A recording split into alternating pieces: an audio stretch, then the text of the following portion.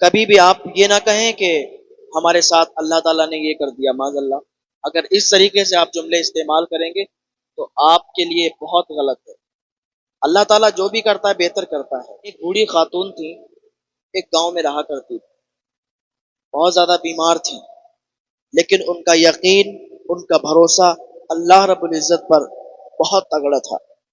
وہ کوئی کام کیا کرتی تھی، کہتی تھی نا اللہ جو کرے گا بہتر کرے گا، مجھے اللہ پر پختہ یقین ہے۔ جو اللہ پر یقین اپنا چھوڑ دیتا ہے تو اللہ تعالیٰ اسے کسی موڑ پر تنہا نہیں چھوڑتا۔ جو اللہ پر بھروسہ کرتا ہے، اللہ کو یاد کرتا رہتا ہے، اللہ کا شکر ادا کرتا رہتا ہے، تو پھر اللہ اسے کہیں بھی تنہا نہیں چھوڑتا۔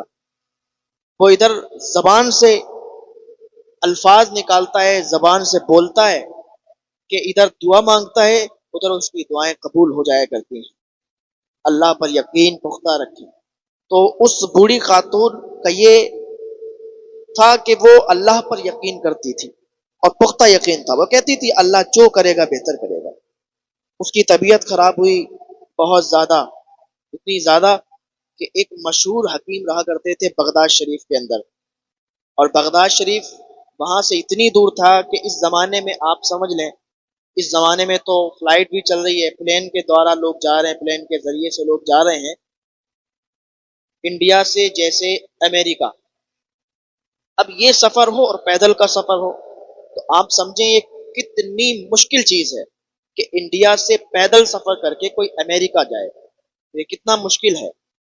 اس زمانے میں بغداد شریف بھی اتنی دور تھا کہ وہ پاسبل نہیں تھا کہ وہاں سے کوئی آ جائے گا، یہاں سے کوئی وہاں تک پیدل چلا جائے گا۔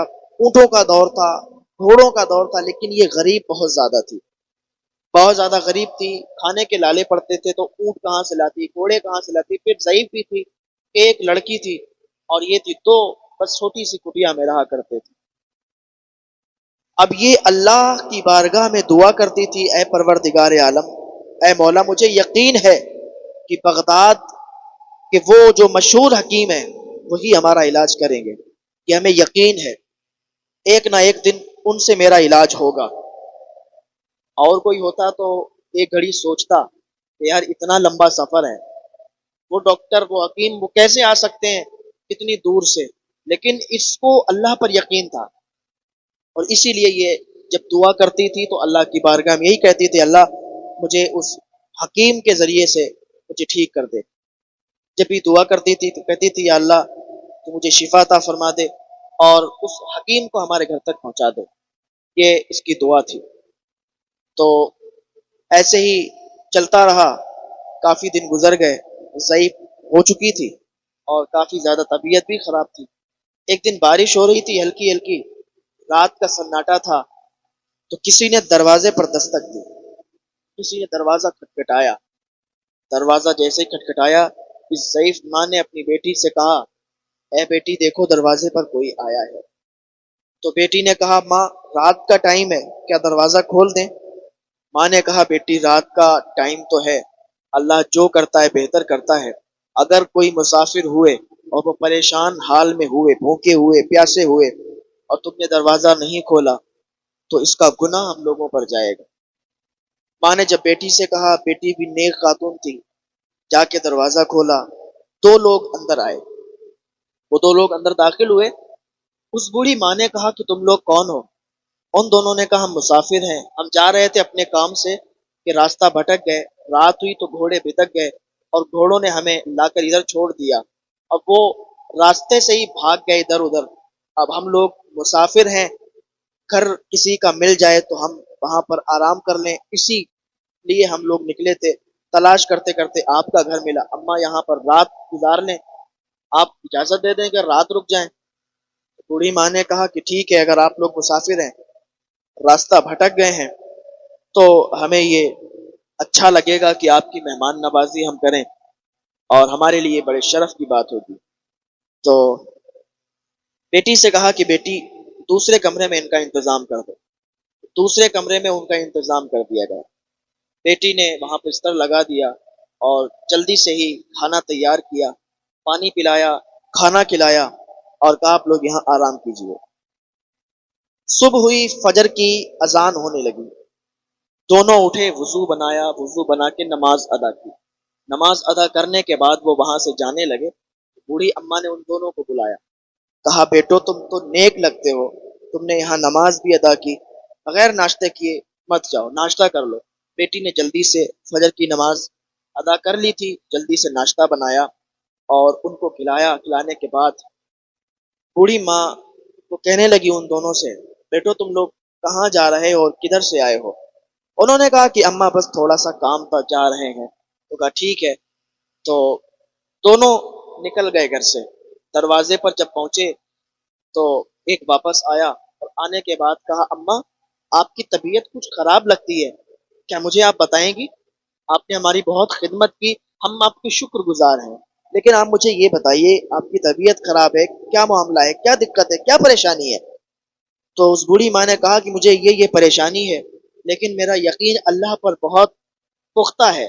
मुझे यकीन है कि बगदाद का वो मशहूर हकीम मेरे घर एक दिन आएगा और मेरा इलाज करेगा। जब उन दोनों ने ये सुना तो आपस में एक दूसरे का चेहरा देखने लगे। कहा, अम्मा ये आप क्या कह रही हो? वो बगदाद का हकीम है और आपके घर इतनी दूर कैसे आएगा? उस बूढ़ी खातून ने कहा कि बेटो मेरा यकीन है अल्लाह की जात पर, और मेरा यकीन बहुत मजबूत है। जिस चीज को हम शिद्दत से चाहते हैं वो चीज हमें मिल जाया करती है। हमें यकीन, हमें भरोसा अल्लाह की जात पर रखना चाहिए। जब इतना उसने कहा तो उसमें से एक शख्स बोला, अम्मा तुम्हारी दुआ कबूल हो गई है, अम्मा तुम्हारी दुआ कबूल हो गई है। मैं कोई ऐसा वैसा शख्स नहीं हूँ, बगदाद का वही मशहूर हकीम हूँ जिसे अल्लाह रब्बुल इज्जत ने तुम्हारे घर पे भेजा है। जब उस बूढ़ी खातून ने ये सुना तो उसके रोंगटे खड़े हो गए। कहा, अम्मा हमारे घोड़े बिदक गए, हम ऐसे ही नहीं आए तुम्हारे घर, बल्कि हमें अल्लाह रब्बुल इज्जत ने तुम्हारा इलाज करने के लिए भेजा है, ये समझ लीजिए। इसीलिए हमारे घोड़े बिदक गए, हम रास्ता भटक गए और भटकते भटकते आए भी तो देखो कहाँ आए, आपके घर आए। आप इतने दिनों से दुआ करती हैं, आज आपकी दुआ कबूल हो गई है। बूढ़ी माँ बहुत खुश हो गई। बूढ़ी माँ से उन्होंने कहा, आप टेंशन ना लें, आपका इलाज हम करेंगे। उनको कुछ दवाइयां दे दी जो उनके पास थी और कहा, आप टेंशन ना लें, मैं अपने बेटे को भेजूंगा, वो आपकी सारी दवाई लेके आ जाएगा। अम्मा से इजाजत ली, निकल गए। घर पहुंचे तो सारा किस्सा बयान किया। घर वालों को बिल्कुल अजीब लगा। हकीम का बेटा उस बूढ़ी माँ को दवा देने के लिए चला गया। अब बूढ़ी माँ, उसकी तबीयत में सुधार आ गया था। कुछ दिनों के बाद वही हकीम उसी बूढ़ी अम्मा के पास गया और जाने के बाद कहता है, अम्मा ठीक हो? वो कहती है, अब तो मैं बिल्कुल अल्हम्दुलिल्लाह ठीक हूँ। तो कहा, मैं आपसे एक बात करने के लिए आया हूँ। कहा, क्या बात है बताओ? कहा, अम्मा जब मैं आपके घर रुका था ना, मैंने आपकी बेटी को देखा था, एक नजर आपकी बेटी पर पड़ी थी। आपकी बेटी बहुत नेक सीरत है, उसने हम लोगों की बहुत खिदमत की। मैं चाहता हूँ कि मैं अपने बेटे का निकाह आपकी बेटी से कर दूं, अगर आपकी इजाजत हो। बूढ़ी माँ ने कहा कि मेरे लिए शर्फ की बात होगी कि आप जैसे नेक हकीम, नेक इंसान और मेरी बेटी के साथ अपने बेटे का निकाह करें, ये बड़ी खुशनसीबी की बात है मेरी बेटी के लिए। तो अब दोनों की बात जब हो गई, शादी तय हो गई, तो अब दोनों का अख्त हो गया, दोनों मियाँ बीवी हो गए। अब ये देखें, इत्तिफाक है कि अल्लाह रब्बुल इज्जत से वो दुआ करती थी कि हकीम साहब से ही इलाज करवाएंगे।